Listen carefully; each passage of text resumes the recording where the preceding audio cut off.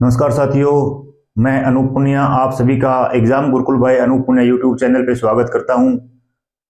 साथियों, जैसा कि आपको पता है हम पॉलिटी पढ़ रहे हैं और पॉलिटी में हम फंडामेंटल राइट्स यानी मौलिक अधिकार का टॉपिक पढ़ रहे हैं। मौलिक अधिकार में हम 3 प्रकार के मौलिक अधिकार पढ़ चुके हैं। पहला था समानता का अधिकार, राइट टू इक्वेलिटी। दूसरा था स्वतंत्रता का अधिकार, राइट टू फ्रीडम। और तीसरा था राइट अगेंस्ट एक्सप्लॉयटेशन यानी शोषण के खिलाफ अधिकार। आज हम पढ़ेंगे right of freedom right to religious freedom यानी धार्मिक स्वतंत्रता का अधिकार। धार्मिक स्वतंत्रता का अधिकार अनुच्छेद 25 से अनुच्छेद 28 तक दिया हुआ है, आर्टिकल 25 टू आर्टिकल 28 तक दिया हुआ है। तो आइए देखते हैं राइट टू फ्रीडम में क्या दिया हुआ है। ठीक है, सबसे पहले अगर धर्म की बात करें, धार्मिक मामलों की बात करें, हमारे संविधान में एक वर्ड है सेकुलर यानी पंथ निरपेक्ष या धर्म निरपेक्ष जिसको बोला जाता है। ठीक है, यानी जो हमारी प्रस्तावना है उसके अंदर भी सेकुलर लिखा हुआ है और हमारा संविधान है, हमारा देश भी क्या है, हमारा राष्ट्र भी सेकुलर है यानी धर्म निरपेक्ष है, यानी किसी भी धर्म के साथ कोई भेदभाव नहीं किया जाएगा। जो सेकुलर का मतलब होता है कि राज्य का कोई अपना धर्म नहीं होता और सभी धर्मों को समान रूप से राज्य देखता है। ठीक है, तो धर्म के मामले में सबसे पहले तो क्या हमारा जो देश है सेकुलर है। ठीक है, पंथ निरपेक्ष है। अब आर्टिकल 25 देखते हैं क्या दिया हुआ है। आर्टिकल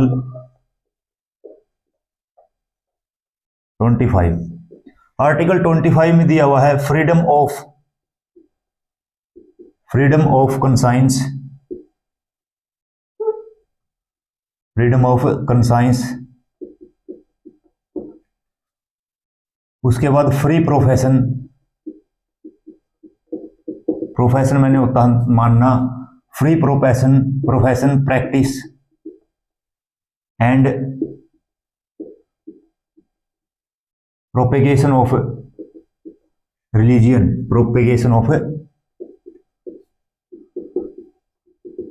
रिलीजियन, यानी एक तो अंतःकरण की स्वतंत्रता, धर्म के अंतःकरण की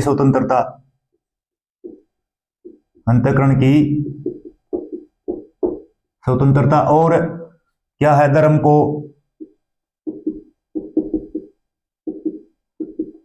आबाद रूप से, प्रोफेशन होता है मानने, प्रैक्टिस होता है आचरण करना, तथा प्रोपेगेशन होता है प्रचार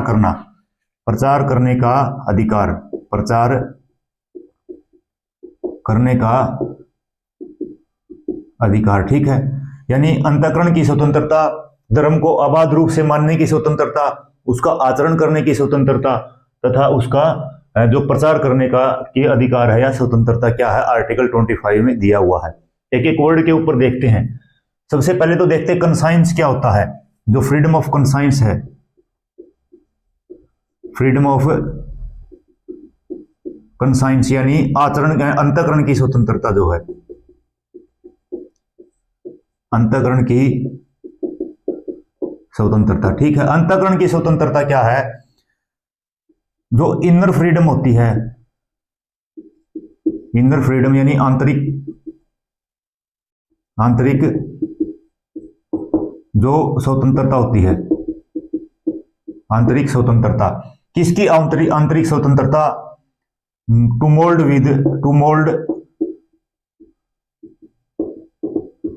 relation with God and creatures, यानी भगवान व उसके अन्य रूपों के साथ जो संबंध है, ठीक है। इसको देख लेते हैं एक बार। जैसे जो फ्रीडम ऑफ कंसाइंस, अंतःकरण की मतलब आप अपने जो मन से किसी भी चीज को मानना, किसी भी भगवान को मानना, उसके किसी भी रूप को मानना, वो क्या कहलाता है, वो कहलाता है कंसाइंस कहलाता है। तो आपको आंतरिक रूप से क्या है, स्वतंत्रता है कि आप किसी भी अपने मन से किसी भी धर्म को, किसी भी भगवान को आप मान सकते हो। ठीक है, दूसरा वर्ड क्या है, कंसाइंस देख लिया। दूसरा वर्ड है प्रोफेशन, राइट टू प्रोफेशन यानी मानने का अधिकार, मानने का अधिकार। क्या है, आप किसी भी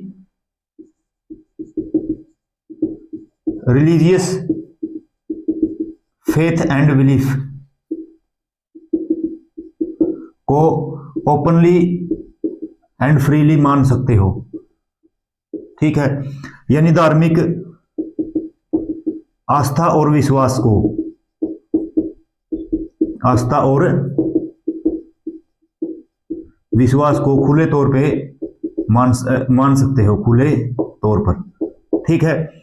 यानी राइट टू प्रोफेशन, मानने का अधिकार क्या है, अगर आपका जो मन करता है उस धर्म में आप आस्था रखिए, उस धर्म में विश्वास रखिए, आपको कोई बाध्य नहीं कर सकता उस मामले में। खुले तौर पे आप ओपनली और फ्रीली आप क्या कर सकते हो, किसी भी धर्म में आस्था रख सकते हो, किसी भी धर्म में विश्वास रख सकते हो, ठीक है। तीसरी बात क्या है, अब देखो जो मानने का अधिकार है इसके अंदर एक बात और लिखी हुई है, क्या, जो धर्म को न मानने का अधिकार भी इसके अंदर है। धर्म को न मानने का अधिकार भी इसके अंदर है, ठीक है। धर्म को न मानने का अधिकार का मतलब क्या है, धर्म को न मानने का अधिकार से मतलब है कि आप ये बोल सकते हो मैं किसी भी धर्म को नहीं मानना चाहता, तो वो भी आपको अधिकार दिया हुआ किसमें, राइट टू प्रोफेशन यानी मानने के अधिकार में, ठीक है। उसके बाद अगला है, तीसरा वर्ड क्या है, प्रैक्टिस। प्रैक्टिस देखते हैं क्या होता है, right to practice, right to practice यानी आचरण का अधिकार, आचरण का अधिकार। आचरण का अधिकार का मतलब क्या है, आचरण का अधिकार का मतलब है आप किसी भी रिलीजियस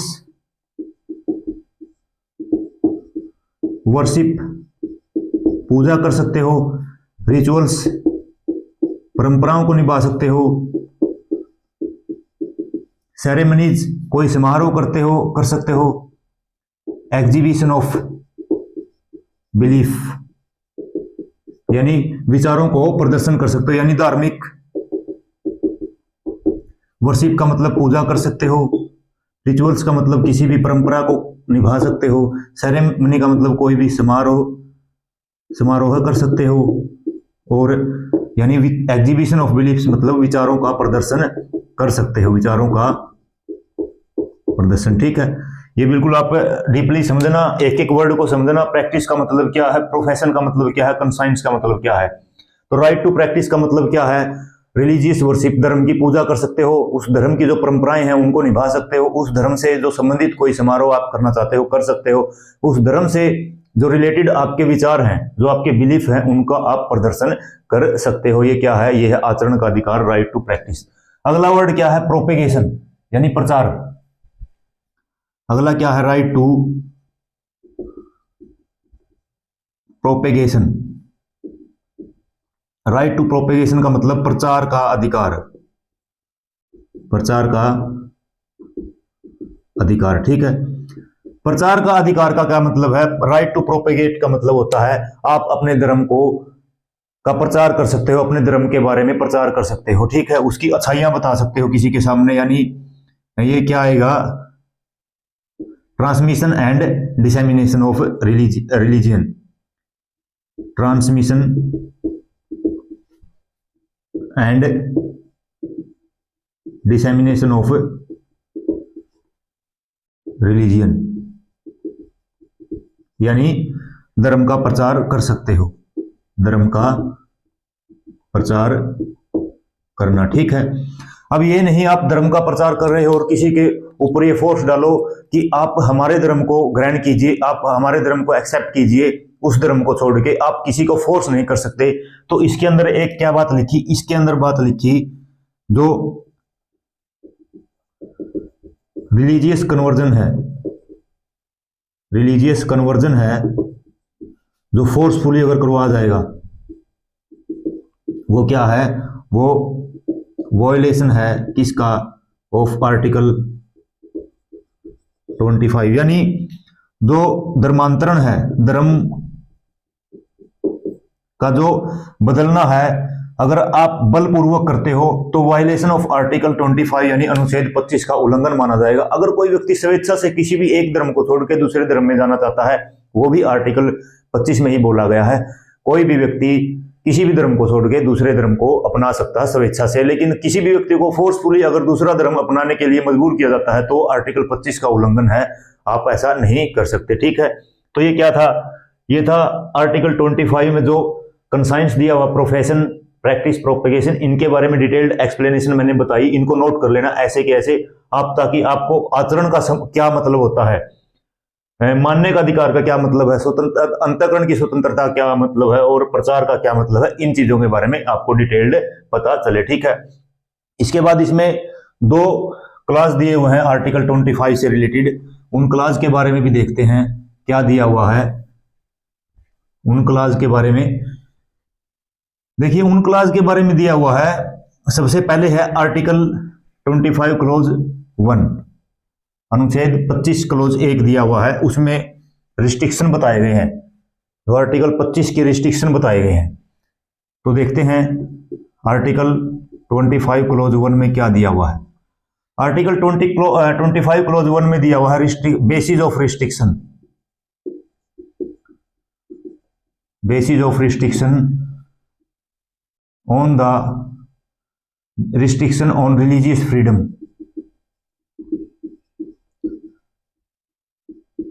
यानी धार्मिक स्वतंत्रताओं, धार्मिक स्वतंत्रताओं के अधिकार पर निर्बंधन, अधिकार पर निर्बंधन। ठीक है, धार्मिक स्वतंत्रताओं के अधिकार पर निर्बंधन का मतलब क्या है, किस आधार पर धार्मिक स्वतंत्रताओं को क्या किया जा सकता है, जो उसको उसके ऊपर रिस्ट्रिक्शन लगाए जा सकते हैं। ठीक है, क्या क्या क्या है, 3 दिए हुए यहां पे। पहला है पब्लिक ऑर्डर, यानी लोक व्यवस्था। ठीक है, लोक व्यवस्था का मतलब क्या है, अगर आप अपने धर्म का प्रचार प्रसार के लिए, अपने धर्म के का आचरण के लिए, अपने धर्म को मानने के लिए अगर ऐसी जो क्रियाएं करते हो, ऐसे कार्य करते हो जिससे जो लोक व्यवस्था खराब होती है, जो public order, law and order maintain नहीं हो पाता, तो आपकी जो आर्टिकल 25 के तहत जो अधिकार मिले हुए हैं उनके ऊपर रिस्ट्रिक्शन लगा दिया जाएगा, निर्बंधन लगा दिया जाएगा। ठीक है, उसके बाद दूसरा है जो डिसेंसी और मोरालिटी, यानी सदाचार, जिसको हम हिंदी में बोलते हैं। ठीक है, क्या बोलते हैं, सदाचार। यानी अगर आप धर्म का सहारा लेके कोई ऐसे अनैतिक कार्य करते हो जिससे समाज की छवि पे खराब मतलब फर्क पड़ता है, जिससे वहां पे रहने वाली सोसाइटी के लोगों के जो मोरल वैल्यूज है उनके ऊपर फर्क पड़ता है, तो आपकी जो धार्मिक स्वतंत्रताएं हैं आर्टिकल 25 के तहत उनको भी निर्बंधन कर दिया जाएगा। ठीक है, और तीसरा है हेल्थ। अगर आप धर्म का सहारा लेके कोई ऐसी एक्टिविटी करते हो जिससे आपके या किसी अन्य व्यक्ति के स्वास्थ्य के ऊपर बुरा प्रभाव पड़ता है, ठीक है, जैसे आपने देखा होगा बहुत से धर्मों में ऐसी ऐसी क्रियाएं हैं जो बहुत ज्यादा पीड़ादायक होती हैं, बहुत ज्यादा पेनफुल होती हैं। अगर आप ऐसा करते हो और स्वास्थ्य पे अगर कोई भी फर्क पड़ता है तो आपकी आर्टिकल 25 की जो धर्म की स्वतंत्रता है, स्वास्थ्य, ठीक है, धर्म की जो स्वतंत्रता है वो क्या है, छीन ली जाएगी, यानी उनके ऊपर रिस्ट्रिक्शंस लगा दिए जाएंगे। तो ये था आर्टिकल 25 क्लोज 1 जिसके अंदर रिस्ट्रिक्शन दी हुई है आर्टिकल 25 के ऊपर। अब देखते हैं आर्टिकल 25 क्लोज 2, अनुच्छेद 25 क्लोज 2 में क्या दिया हुआ। अनुच्छेद 25 क्लोज 2 में कहा गया है स्टेट शैल रेगुलेट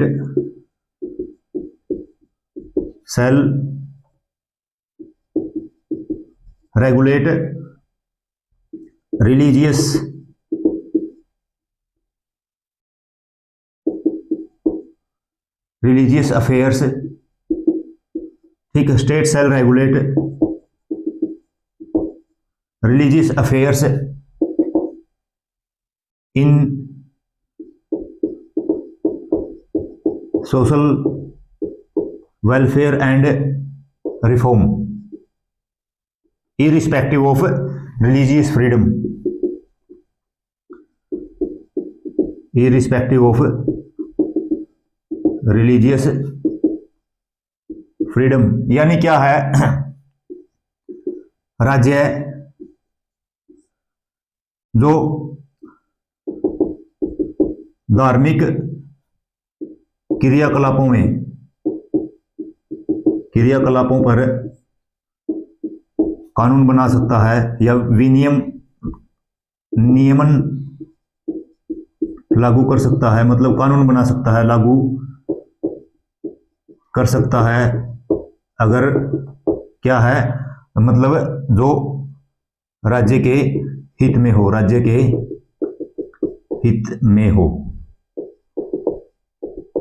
अगर सरकार, राज्य ये चाहता है, स्टेट की डेफिनेशन बताई थी जिसमें भी गवर्नमेंट इन्वॉल्व होती है, आर्टिकल 12 एक बार आप उठा के देख लेना, उसमें जो डेफिनेशन ऑफ स्टेट लिखा हुआ है उसी स्टेट का यहाँ पे जिक्र है।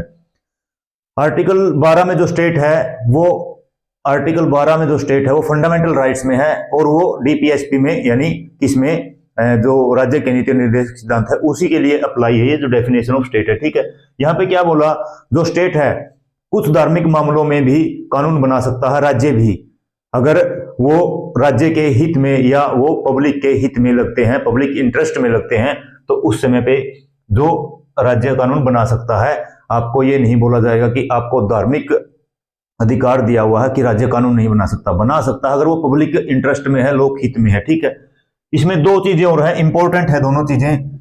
पहली चीज तो क्या है, पहली चीज तो ये है, अगर ये जो हिंदू धर्म है उसके अंदर सिख आएंगे, उसी के अंदर जैन आएंगे और उसी के अंदर बुद्धिस्ट यानी बौद्ध आएंगे।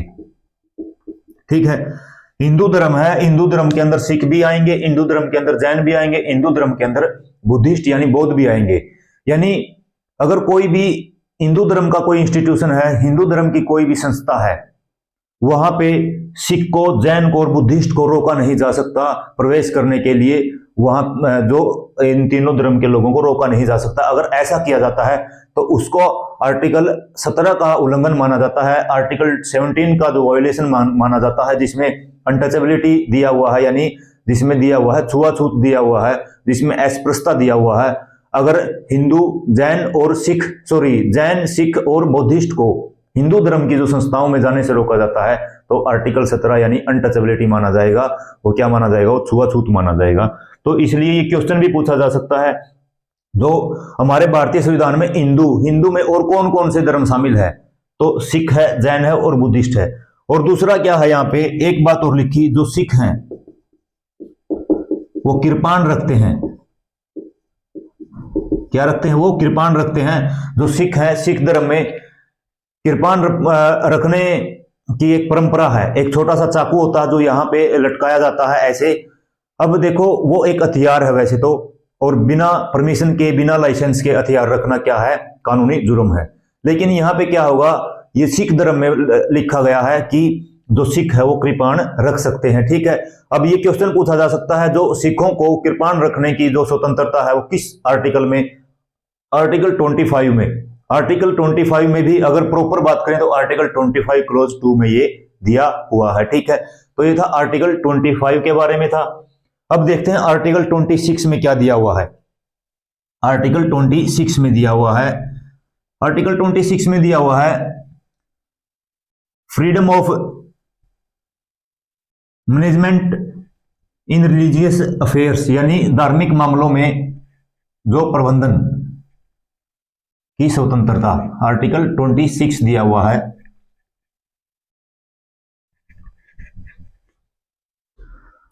आर्टिकल 26 देखते हैं क्या है। आर्टिकल 26 है, एक मिनट फोन आ गया मेरा, कहां पे रखा है।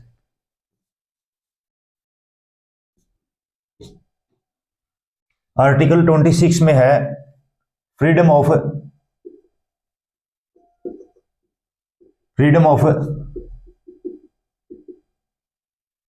Management of religion affairs, freedom of management of religion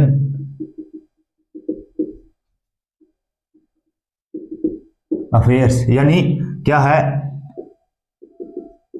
धार्मिक कार्यों का प्रबंधन। ठीक है, ये बोला गया आर्टिकल 26 में, अगर कोई धार्मिक कार्य किए जाते हैं तो उनका भी क्या किया जा सकता है, प्रबंधन किया जा सकता है, यानी धर्म के आधार पे उनका प्रबंधन किया जा सकता है। किसके तहत, आर्टिकल 26 के तहत, अनुच्छेद 26 के तहत। ठीक है, अब देख लेते हैं जो मैनेजमेंट ऑफ रिलीजियस मैनेजमेंट क्या है। रिलीजियस मैनेजमेंट क्या है, यानी जो धार्मिक प्रबंधन क्या है। ठीक है, धार्मिक प्रबंधन के बारे में देखते हैं क्या है धार्मिक प्रबंधन। किसको धार्मिक प्रबंधन बोलेंगे? सबसे पहले तो धार्मिक प्रबंधन बोलेंगे अगर कोई इंस्टीट्यूट है, इंस्टीट्यूशन एस्टैब्लिश्ड फॉर रिलीजियस और चैरिटेबल ट्रस्ट, चैरिटेबल पर्पजेज, यानी कोई अगर ऐसी संस्था है, धर्मार्थ और पूर्त बोलते हैं, चैरिटेबल को क्या बोलते हैं? पूरत, धर्मार्थ और पूरत कार्यों के लिए धार्मिक संस्था अगर कोई है, ठीक है, कोई ऐसी धार्मिक संस्था, कोई ऐसा रिलीजियस इंस्टीट्यूट बनाया गया है जो किसी भी धर्म के लिए, किसी भी धर्म में किसी भी सेवा के लिए बनाया गया है, किसी भी चैरिटेबल जो वर्क होते हैं यानी जो पूरत कार्य होते हैं उनके लिए बनाया गया, यानी अगर सीधा बोले लोगों की सेवा करने के लिए कोई ऐसी धार्मिक संस्था बनाई गई है तो उसको हम क्या बोलेंगे? उसके मैनेजमेंट को बोलेंगे रिलीजियस मैनेजमेंट, यानी धार्मिक प्रबंधन बोलेंगे। ठीक है, दूसरा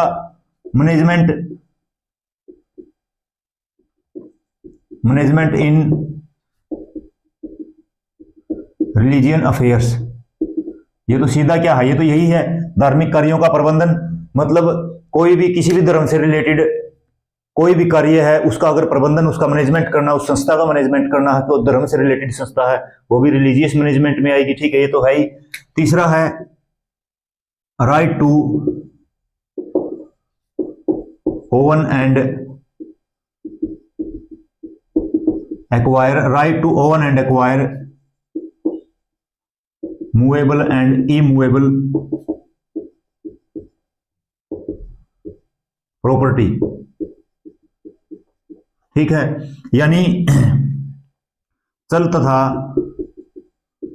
चल को वैसे जंगम कहीं कहीं मिल सकता है, तथा अचल, अचल को स्थावर भी बोलते हैं हिंदी में। चल मतलब होता है जो चल सकती है, जैसे कोई भी व्हीकल है वो आपकी प्रॉपर्टी है, आपके नाम है वो प्रॉपर्टी है, वो चल सकती है। अचल होता है, इमूवेबल होती है, कोई चल नहीं सकती, जैसे आपकी कोई प्रॉपर्टी है, लैंड वगैरह है, तो वो क्या है? अचल संपत्ति है। चल तथा अचल संपत्ति का अर्जन तथा स्वामित्व। ठीक है, यानी जो चल तथा अचल संपत्ति का अर्जन और स्वामित्व से रिलेटेड कोई मैनेजमेंट करना है, कोई भी मैनेजमेंट करना है तो भी क्या होगा? वो क्या कहलाएगा? रिलीजियस मैनेजमेंट कहलाएगा। ठीक है, दूसरा क्या है? चौथा क्या है यहाँ पे? चौथा है यहाँ पे administration, administration of property in accordance with law, in accordance with law, यानी विधि के अनुसार प्रॉपर्टी का जो प्रशासन, संपत्ति का प्रशासन, विधि के अनुसार संपत्ति पर प्रशासन। ठीक है, कोई धार्मिक कार्यों के लिए कोई प्रॉपर्टी है और उस प्रॉपर्टी के ऊपर प्रशासन किया जाता है, उसका मैनेजमेंट किया जाता है, किसके अनुसार? जो संविधान में विधि लिखी हुई है उसके अनुसार क्या किया जाता है? उसका जो मैनेजमेंट किया जाता है उसको भी क्या बोलेंगे? Religious management. इन चार चीजों को रिलीजियस मैनेजमेंट हम बोलेंगे। ठीक है, ये हमारे संविधान में वर्णित है। ठीक है, अब देखो जो मैनेजमेंट करने का अधिकार फिर किसको है? ये जो रिलीजियस मैनेजमेंट का जो राइट किसके पास है, यानी अधिकार किसके पास है? ये अधिकार है रिलीजियस डिनोमिनेशन के पास, रिलीजियस डिनोमिनेशन मतलब धार्मिक समुदाय के पास, धार्मिक समुदाय के पास, यानी सीधा सीधा बोल सकते हैं रिलीजियस मैनेजमेंट का जो राइट है वो किसी भी धर्म के जो धार्मिक समुदाय है, एक ग्रुप ऑफ पीपल बोल सकते हैं जिसको, उसके पास है अधिकार धर्म का प्रबंधन करने का। एक व्यक्तिगत, एक अकेला व्यक्ति ऐसा नहीं कर सकता, ठीक है। अब फिर सुप्रीम कोर्ट ने बताया जो रिलीजियस डिनोमिनेशन किसको बोलेंगे, धार्मिक समुदाय किसको बोलेंगे, फिर इसको भी बताया धार्मिक समुदाय किस किस को बोलेंगे। सबसे पहले तो धार्मिक समुदाय बोलेंगे हम, रिलीजियस जो डिनोमिनेशन बोलेंगे collection of individual, collection of individual, यानी अगर लोगों का समूह है, सीधा बोल देंगे समूह है, उपसमूह है, ठीक है, उनको क्या बोलेंगे, उसको बोलेंगे हम धार्मिक समुदाय बोलेंगे, ठीक है। उसके बाद दूसरा क्या है धार्मिक समुदाय में, दूसरा क्या आएगा, एक तो कलेक्शन ऑफ इंडिविजुअल है और दूसरा है कोई भी कॉमन ऑर्गेनाइजेशन है, कॉमन ऑर्गेनाइजेशन है कोई, यानी साझा संगठन कोई है, क्योंकि संगठन में भी बहुत सारे लोग होंगे, अकेला नहीं होगा। अगर साझा संगठन कोई है, कॉमन ऑर्गेनाइजेशन कोई है, तो उसको भी हम क्या बोलेंगे, रिलीजियस डिनोमिनेशन बोलेंगे, ठीक है, धार्मिक समुदाय बोलेंगे। और तीसरा क्या है, कोई स्पेशल ही क्या बना दिया, कोई स्पेशल बना दिया designated by religious name,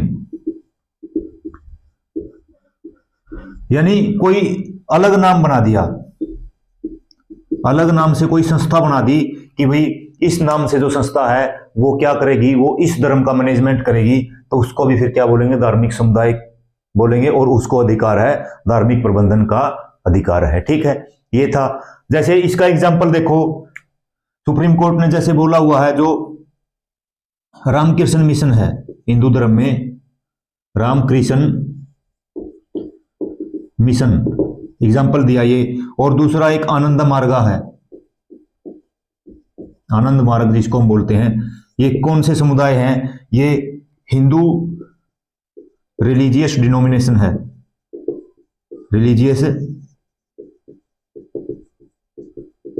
denomination है, यानी ये है हिंदू धर्म के समुदाय, इनको बोला जाएगा। ये एग्जाम्पल भी दिए सुप्रीम कोर्ट ने।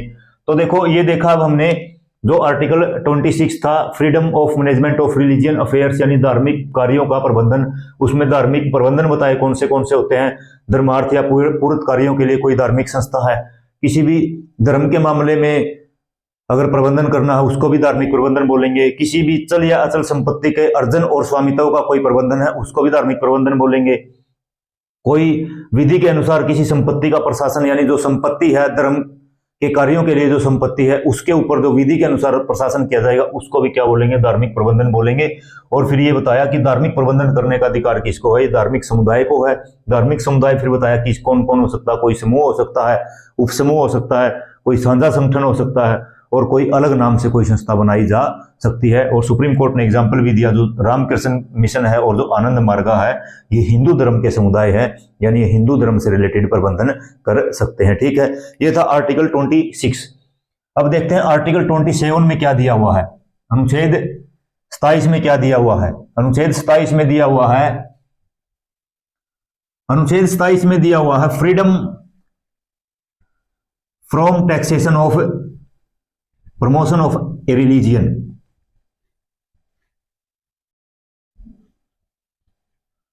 Article 27, freedom from taxation for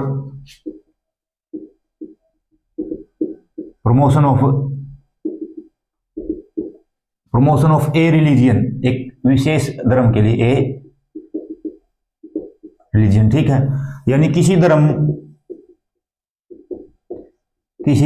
की उन्नति के लिए, किसी धर्म की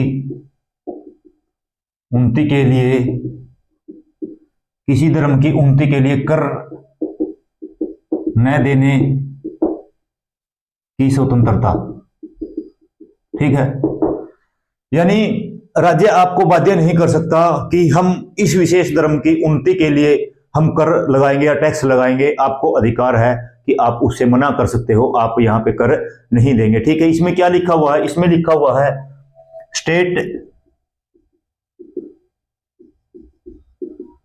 shall not spend the collected tax for the promotion and maintenance of a particular religion.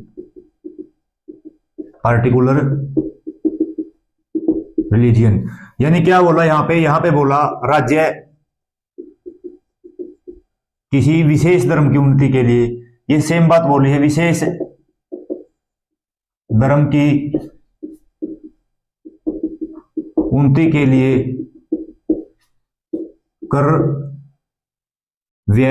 कर का व्यय नहीं कर सकता या कर खर्च नहीं कर सकता, कर का व्यय नहीं कर सकता। ठीक है, ये बात बोली किसमें, आर्टिकल 27 में। यानी किसी विशेष धर्म के प्रमोशन के लिए, उसके मेंटेनेंस के लिए क्या नहीं कर सकता, राज्य कर का जो खर्च नहीं कर सकता। क्योंकि अगर किसी विशेष धर्म के लिए खर्च किया जाएगा कलेक्टेड टैक्स का राज्य के द्वारा, तो फिर वो जो हमारे संविधान में हमारी जो प्रस्तावना है, प्रियम्बल में जो प्रोविजन है, प्रावधान है सेकुलर का, यानी धर्मनिरपेक्ष का जो प्रोविजन है, उसके जो खिलाफ जाएगा उसका वायोलेशन होगा। यानी सेकुलरिज्म का क्या होगा, वायोलेशन होगा, उल्लंघन होगा धर्मनिरपेक्षता का।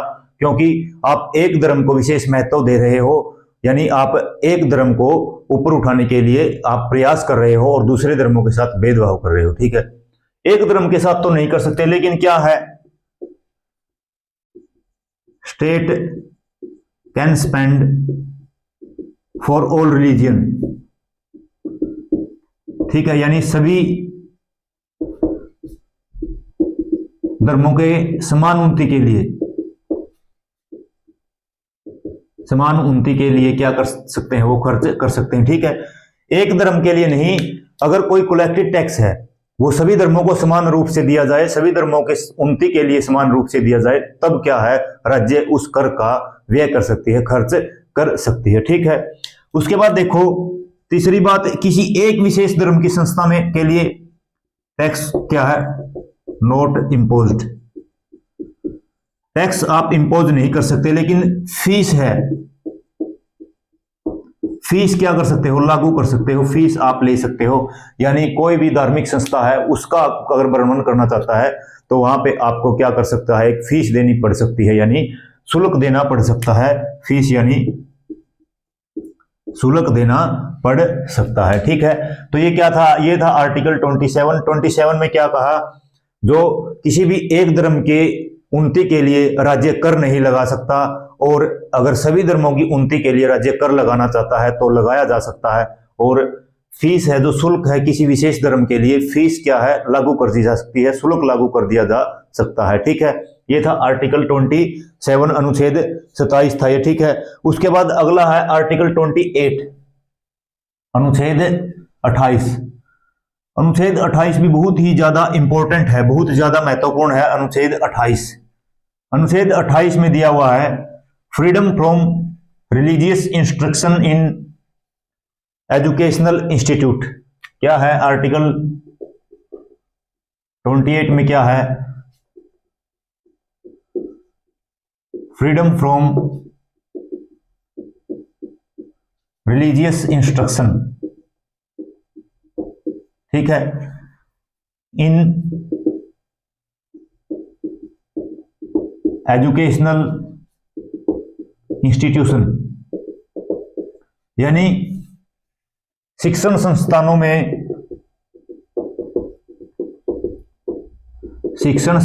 में धार्मिक शिक्षा से स्वतंत्रता। सीधा सीधा क्या बोला है इसमें, सीधा सीधा बोला है किसी भी शिक्षण संस्थान में धर्म से रिलेटेड कोई भी शिक्षा, किसी भी धर्म से रिलेटेड कोई भी शिक्षा नहीं दी जाएगी, कोई भी रिलीजियस इंस्ट्रक्शन वहां पे, जो धर्म के दिशा निर्देश वहां पे नहीं दिए जाएंगे। टोटली बिल्कुल क्या है, वो बैन है, यानी शिक्षण संस्थानों में धार्मिक शिक्षा नहीं दी जाएगी। ठीक है, उसके बाद यहाँ पे फिर 3 क्लास है, इसमें अलग अलग देखते हैं 3 क्लास कौन से हैं। Article 28 close 1। ठीक है, 28 क्लोज 1 में क्या है, अगर कोई इंस्टीट्यूशन है, institution Holi managed by state, यानी राज्य द्वारा पूर्ण पोषित संस्था, पूर्ण पोषित एजुकेशनल इंस्टीट्यूट। ठीक है, ये एजुकेशनल इंस्टीट्यूट की बात है, अंडरस्टूड है वहां पे अगर एजुकेशनल इंस्टीट्यूट का जिक्र हुआ है तो। ठीक है, यानी अगर कोई राज्य के द्वारा पोषित संस्था का मतलब क्या है, राज्य ही उसके अंदर रिक्रूटमेंट करता है, राज्य ही उसके ऊपर पैसा लगाता है, राज्य ही उसके जो दूसरे किसी भी प्रकार का मैनेजमेंट है वो करने का काम करता है। ऐसे इंस्टीट्यूट में क्या है, not permitted religious instruction, religious instruction यानी धार्मिक शिक्षा नहीं दी जा सकती, धार्मिक शिक्षा नहीं दी जा सकती। ठीक है, उसके बाद आर्टिकल 28 क्लोज 2 में क्या दिया हुआ है, अगर कोई इंस्टीट्यूशन है यानी कोई भी एजुकेशनल इंस्टीट्यूशन है, शिक्षण संस्थान है, अगर एडमिनिस्ट्रेड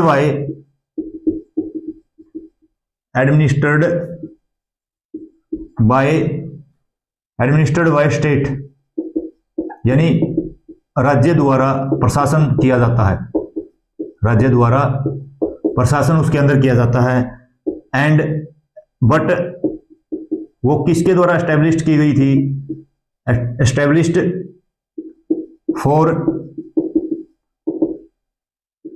रिलीजियस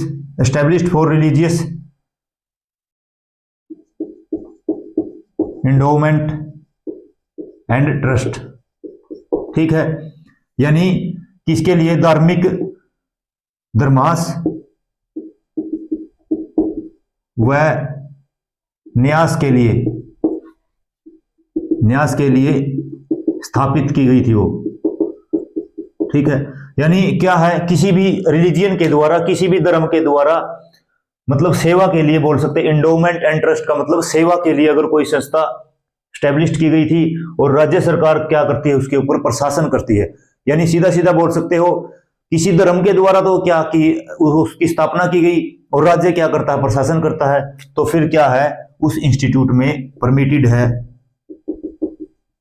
रिलीजियस इंस्ट्रक्शन या रिलीजियस एजुकेशन, यानी धार्मिक शिक्षा दी जा सकती है, धार्मिक शिक्षा दी जा सकती है। ठीक है, क्या किया जा सकता है, ऐसा कोई शिक्षण संस्थान है जो राज्य के द्वारा प्रशासन किया जाता है और धर्म के द्वारा धर्मार्थ कार्यों के लिए या किसके लिए ट्रस्ट है, कोई धर्म का जो ट्रस्ट है वो राज्य किसी धर्म के द्वारा स्थापित किया जाता है, तो फिर क्या है, उसमें धार्मिक शिक्षा दी जा सकती है। ठीक है, उसके बाद एक और आर्टिकल इसमें बचता है, आर्टिकल 28 क्लोज 3, आर्टिकल 28 क्लोज 3।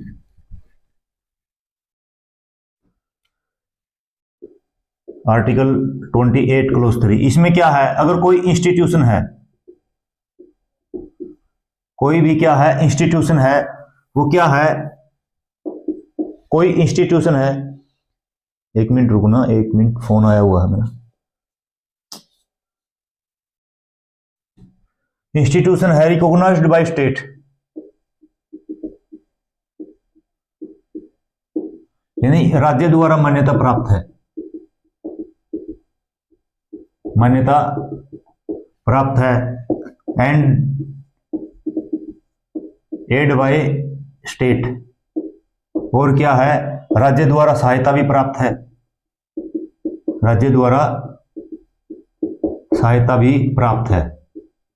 कोई धार्मिक, कोई एजुकेशनल इंस्टीट्यूशन है, वो राज्य के द्वारा क्या है, राज्य द्वारा मान्यता प्राप्त है और राज्य द्वारा क्या है, वो राज्य के द्वारा ही सहायता भी प्राप्त है। ठीक है, उसमें क्या है, उसमें भी परमिटेड है रिलीजियस इंस्ट्रक्शन या धार्मिक शिक्षा परमिटेड है, क्या, religious instruction.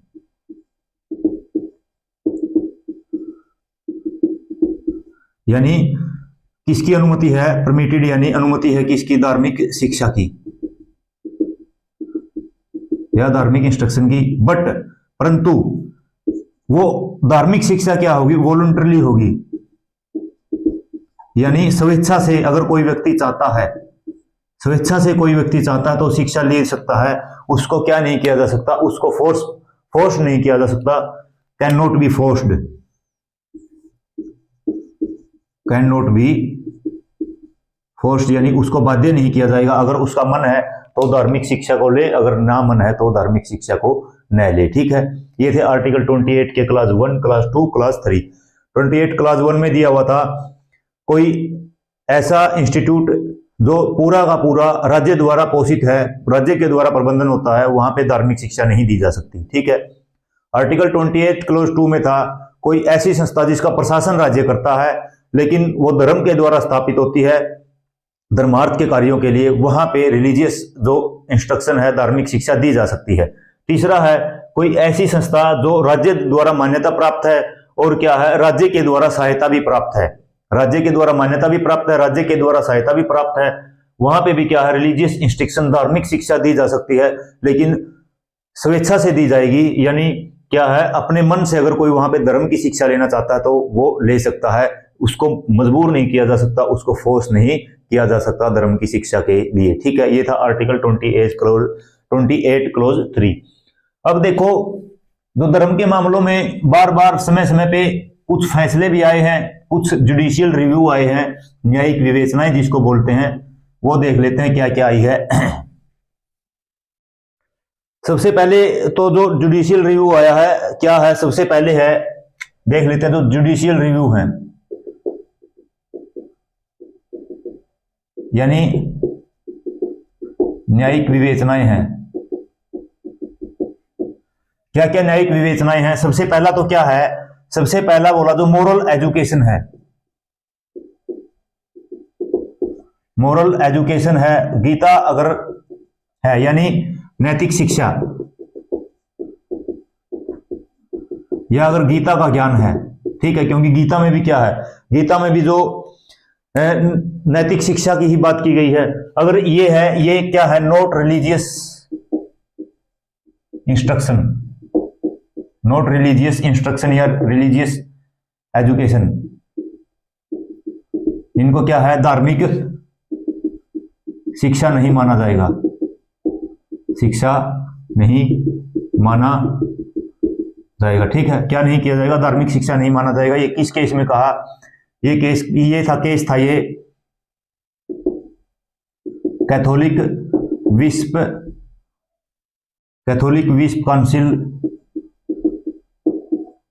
Council versus State of MP. बस इसके जो इंस्ट्रक्शन, सॉरी, जो जुडिशियल रिव्यू है, याद रखना, मोरल एजुकेशन और जो गीता है, नैतिक शिक्षा और गीता का ज्ञान है, वो धर्म की शिक्षा नहीं माना जाएगा। ठीक है, दूसरी जो क्या कहा, दूसरा मैंने पहले भी बताया था, दूसरा क्या कहा, जो राइट टू प्रोफेशन है, सॉरी, राइट टू प्रोपेगेशन, यानी जो मानने का अधिकार है, मानने का अधिकार है, नॉट इंक्लूड, इसमें नहीं आएगा, क्या नहीं आएगा, रिलीजियस कन्वर्जन,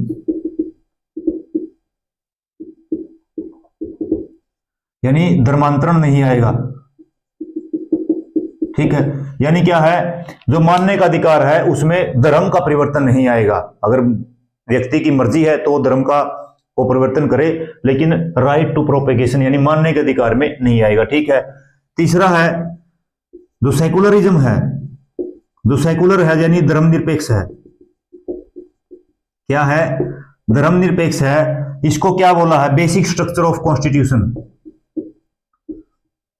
बेसिक स्ट्रक्चर यानी मूल ढांचा बोला है, क्या बोला है, मूल ढांचा बोला है। क्यों, किसमें बोला, ये एसआर बोमई केस आया था, एक बोमई केस जिसमें सुप्रीम कोर्ट ने क्या बोला था, जो धर्मनिरपेक्ष है, जो सेकुलर है, हमारे संविधान की मूल ढांचा है, बेसिक स्ट्रक्चर है, और मैंने पहले भी बताया है किसी संविधान की बेसिक स्ट्रक्चर को चेंज नहीं किया जा सकता, यानी जो सेकुलर है, जो धर्मनिरपेक्ष का प्रावधान है, उसको हमारे संविधान में कभी भी चेंज नहीं किया जा सकता। ये बात किसमें बोली, एसआर बोमई केस में बोली। ठीक है, उसके बाद अगला क्या है, एक और है जो यानी अजान और कीर्तन में लाउड स्पीकर पर प्रतिबंध है। लाउड स्पीकर पर प्रतिबंध लगाया हो वैध है, यानी सही है वो। और ये किस में बोला? ये बोला S Ismaili Faruqui versus Union of India. S Ismaili Faruqui बनाम भारत संघ। ठीक है, बस ये तो बहुत कम है। केस के बारे में पूछे कौन सा केस है, बहुत कम संभावना, लेकिन ये पूछ सकते हैं अजान और कीर्तन पे क्या लाउड स्पीकर का प्रतिबंध वो सही है या गलत है। ठीक है, ये था। उसके बाद एक और है पांचवा है जो बकरीद के ऊपर, बकरीद पर जो गोवध किया जाता है, गोवध क्या है? वो इस्लाम धर्म में नहीं है, इस्लाम का धार्मिक कार्य नहीं है, धार्मिक कार्य नहीं है। यानी क्या बोला इसमें बोला जो बकरीद के दौरान गोवध किया जाता है वो इस्लाम धर्म का कार्य नहीं है। और ये किसमें बोला? ये MH Qureshi versus State of Bihar case में बोला। केस कौन सा था? नोट कर सकते हो, MH Qureshi versus State of Bihar, यानी बिहार राज्य, एमएच कुरैशी बनाम बिहार राज्य। ठीक है, बकरीद है जो गोवध है, इस्लाम का धार्मिक कार्य नहीं है। और तीसरा मोरल एजुकेशन और जो रिलीजियस एजुकेशन है, मोरल एजुकेशन यानी नैतिक शिक्षा और जो धार्मिक शिक्षा है, रिलीजियस एजुकेशन या रिलीजियस इंस्ट्रक्शन। नैतिक शिक्षा और जो धार्मिक शिक्षा है, नैतिक शिक्षा और जो धार्मिक शिक्षा है वो क्या है? नॉट वायलेशन ऑफ सेकुलरिज्म, यानी जो नैतिक शिक्षा और जो धार्मिक शिक्षा है वो धर्मनिरपेक्षता का क्या है? धर्मनिरपेक्षता का उल्लंघन नहीं है। क्योंकि जो रिलीजियस एजुकेशन है वो क्या है? माइनॉरिटीज में जो रिलीजियन आते हैं उनको ऊपर उठाने के लिए भी दी जा सकती है, यानी उसको क्या है? उसको हम वायलेशन ऑफ सेकुलरिज्म नहीं मानेंगे। और ये क्या था? अरुणा राय बनाम भारत संघ केस था, अरुणा राय बनाम भारत संघ। ठीक है, अरुणा राय वर्सेस यूनियन ऑफ इंडिया ये केस था। ठीक है, ये जुडिशियल रिव्यू सुप्रीम कोर्ट ने या हाई कोर्ट ने बार बार दिए हैं, 5-6 है, इसको भी याद कर सकते हो आप। ऐसे ही पूछ लेंगे मोरल एजुकेशन या जो गीता है क्या वो रिलीजियस एजुकेशन है, धार्मिक शिक्षा है या नहीं। ठीक है, ये भी पूछ सकते हैं। जो धर्मांतरण है यानी धर्म का परिवर्तन है, क्या वो धर्म के प्रचार प्रसार में आता है, ये पूछ सकते हैं। क्या सेकुलर बेसिक स्ट्रक्चर है कॉन्स्टिट्यूशन में, ये पूछ सकते हैं। अजान और कीर्तन के दौरान जो लाउड स्पीकर है वो प्रतिबंधित है या प्रतिबंधित नहीं है, ये पूछ सकते हैं। बकरीद पे जो गोवध होता है क्या वो इस्लाम धर्म का कार्य है या नहीं है, ये पूछ सकते हैं। मोरल एजुकेशन या रिलीजियस एजुकेशन है, नैतिक शिक्षा या फिर धार्मिक शिक्षा है, क्या वो धर्मनिरपेक्षता का उल्लंघन है या नहीं है, ये चीजें यहाँ से पूछ सकते हैं। इंपॉर्टेंट ये जो सुप्रीम कोर्ट के या न्यायालय के जुडिशियल के जो रिव्यू है वो मैंने आपको बताए। और साथियों यहाँ पे हमारा जो आर्टिकल है फंडामेंटल राइट्स है, जो 4th फंडामेंटल राइट्स है, यानी right to freedom of religion, धार्मिक स्वतंत्रता का अधिकार है, उसके जो चारों के 4 आर्टिकल थे आपके सामने हमने करवा दिए। और उम्मीद करता हूं सभी चीजें आपको बेहतर तरीके से समझ में आई होगी। और ऐसे ही आप नोट करते चलिए, आपने देख भी लिया होगा एक वर्ड को हम इतना इलेबोरेट तरीके से पढ़ रहे हैं तो कंटेंट में की क्वालिटी में कोई कमी नहीं है। आप हमारे साथ जुड़े रहिए ऐसे ही बेहतरीन कंटेंट के लिए, बेहतरीन कंटेंट के लिए, क्वालिटी कंटेंट के लिए। और जो हमारा कंटेंट है वो बाइलिंगुअल है, दोनों भाषाओं में है, इंग्लिश में भी है, हिंदी में भी हम प्रोवाइड करवा रहे हैं आपको। और अगर अब आप हमारे चैनल पर नए जुड़े हो तो चैनल को सब्सक्राइब जरूर करना, लाइक करना, वीडियो को शेयर करना अपने फ्रेंड सर्कल में, और कमेंट में बताना जो राइट टू रिलीजियस फ्रीडम यानी धार्मिक स्वतंत्रता के अधिकार की जो क्लास थी आपको कैसी लगी। आपका बहुत बहुत धन्यवाद। Thank you. जय हिंद, जय भारत।